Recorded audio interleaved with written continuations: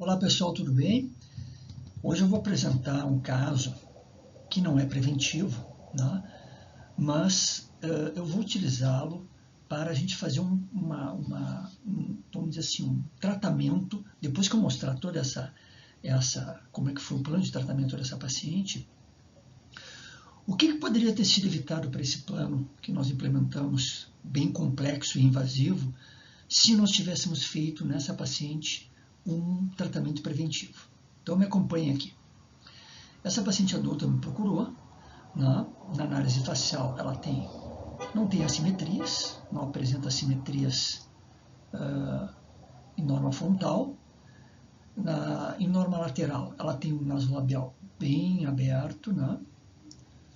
E tem uma linha queixo-pescoço curta, sendo que tanto a maxila como a mandíbula estão retuídas em relação no sentido anteroposterior. Tá? Tem um sorriso, então, aqui com o corredor bucal, denotando, então, uma atresia de maxila. E a imagem intrabucal apresenta bastante retrações, né? Alguma retração aqui por escovação também, mas por essa atresia de maxila se manifesta aqui nessas retrações também. Uma sobressalência bem acentuada, uma classe 2 que, se manipulada, era um pouco mais do que era um quarto, mais ou menos, de classe 1. Aqui parece um quarto, mas assim seria metade de classe 2. E com aquele nasolabial impediria que nós fizéssemos um tratamento nessa paciente adulta de retração desses dentes, ou seja, por extração de primeiros premolares, ou na tentativa de colocarmos aqui mini placas para retrairmos toda a arcada superior, o que aumentaria o ângulo nasolabial sensivelmente. Então vocês percebem que a análise facial é soberana, como a gente tem batido nessa tecla, é soberana em termos de diagnóstico. E na oclusal, na vista oclusal, aparece então essa atresia de maxila, por uma mandíbula bastante larga, marcada, né? E aqui ela no preparo pré-cirúrgico. Então foi proposto para ela um tratamento ortodôntico cirúrgico com duas opções. Uma opção que a gente faria duas abordagens cirúrgicas, uma expansão rápida de maxila, cirurgicamente assistida, ou um MISMARP, né, com um MISMARP, provavelmente, que não teria muito sentido, porque ela teria que se submeter a duas cirurgias. E depois a cirurgia ortognática para avançar maxila e mandíbula. Né? Então foi proposta a ela uma cirurgia de Y de maxila, ou seja, dividir a maxila em 3 partes, em 3 porções, e avançá-la, como vocês vão ver, e avançar a mandíbula também, para corrigir então a sobressalência e a oclusão no sentido anteroposterior e lateral, lateral. Essa é ela no preparo pré-cirúrgico. Vocês percebem aqui a grande sobressalência que ela apresenta, uma classe 2 de topo, e saliento novamente que se nós fizéssemos uma retração de toda essa arcada ou extração de press para retrair de canino a canino, nós aumentaríamos demais o ângulo nasolabial por uma face que já apresentava uma posição zigomática pobre, uma linha queixo-pescoço também um pouco diminuída, com uma pequena papada. Então a opção foi cirúrgica. E isso aqui era uma época ainda não digital, né?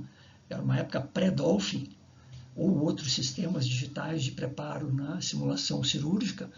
Essa era a forma que se fazia para construir as guias cirúrgicas e simular a cirurgia. O traçado preditivo, depois era aplicado os modelos montados no articulador, e a cirurgia era feita no articulador, com os desgastes que seriam feitos, e os movimentos que seriam feitos, e os cortes que seriam feitos na cirurgia.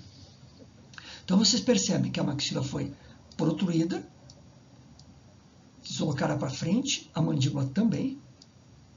Ela foi baixada, rotada no sentido horário, mais na região anterior do que na região posterior, e avanço de mandíbula para acompanhar o avanço da maxila e dar a oclusão para a paciente.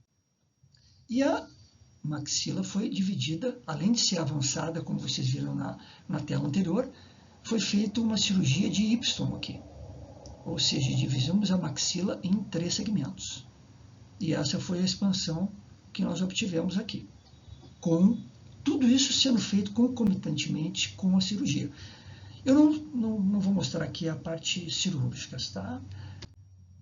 E ela terminou no pós-cirúrgico nessa face, né? Com aquele corredor bucal, um sorriso mais largo, né?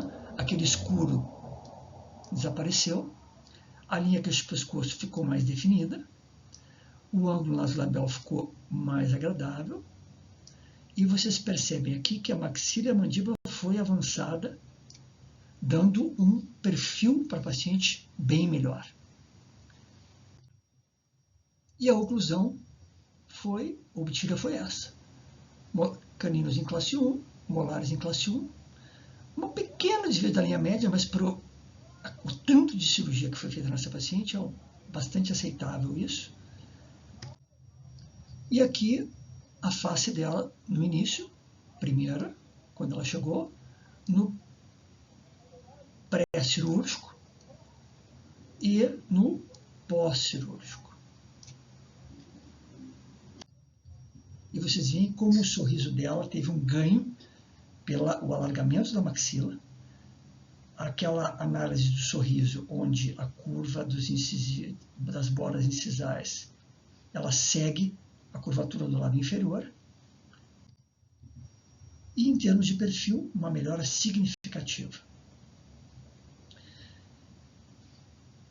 Então, vocês podem, então agora, vamos fazer agora um raciocínio reverso. Tá?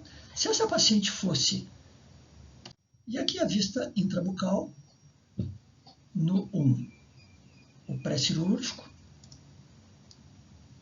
preparo pré-cirúrgico, e no 2, resultado final, pós-cirúrgico. Então agora vamos tentar fazer um exercício de retroativo. Assim, nós vamos retroceder essa paciente no início do segundo período transitório. Tá? Ou seja, quando ela estivesse erupcionando os primeiros premolares, em torno de 10 anos por aí, na média. O que nós poderíamos ter feito para evitar esse tratamento bastante invasivo que nós fizemos? Que teve um resultado excelente, a paciente ficou muito satisfeita, nós também, o cirurgião também, né? Mas ela poderia ter sido tratada preventivamente de uma forma muito mais simples, com um resultado bastante bom também. E o que eu faria se ela tivesse aparecido no meu consultório no início do segundo período transitório? Ela tinha aquele nasolabial aberto, o padrão facial seria esse, já definido desde os 3 anos de idade, que não poderíamos ter feito essa análise facial desde 3 anos de idade. Ela teria esse nasolabial aberto, essa linha queixo-pescoço um pouco curta. Poderíamos então fazer o quê? Ela estaria em crescimento, uma época oportuna para tratar, o timing certo. Nós poderíamos colocar um aparelho ortopédico funcional com extrabucal, poderíamos montar aparelho nesse primeiro momento, né? Poderíamos ter feito desse formato, aparelho ortopédico funcional, um Bionato, por exemplo, com extrabucal. Ou se ela aparecesse um pouco mais além, com toda a dentição permanente completa, com início de erupção ainda de segundos molares e tendo ainda a possibilidade de crescimento, nós poderíamos usar aparelho fixo, superior e inferior, colocarmos um Herbst, né? E teríamos um bom resultado também em termos de oclusão. Ela continuaria um padrãozinho 2, mas ela teria uma oclusão bastante satisfatória. E evitaríamos, então, de submetermos essa paciente a uma cirurgia ortognática, como eu falei, bastante invasiva, onde a maxila foi dividida em 3 porções, avançada, dividida e avançada em 3 segmentos, e a mandíbula avançada também, né? Uma morbidade, um risco ela seria submetida a um risco maior, né? Mas foi um resultado, como comentamos, excelente. Então, se vocês, sugiro que vocês assistam esse vídeo completo no nosso canal de YouTube e nos sigam no Instagram, acompanhando os nossos casos aí e as nossas postagens, e curtam, compartilhem e, importante, eu gostaria que vocês comentassem esse caso, né? E esse vamos dizer, plano de tratamento retroativo, que nós poderíamos chamar assim de repente, se ele fosse feito numa época oportuna de crescimento da paciente, ou no final ou no início do segundo período transitório, ou com a dentição permanente quase completa. Então, acompanhe o nosso canal de YouTube, as nossas redes sociais, e em breve teremos mais um caso aí importante e impactante.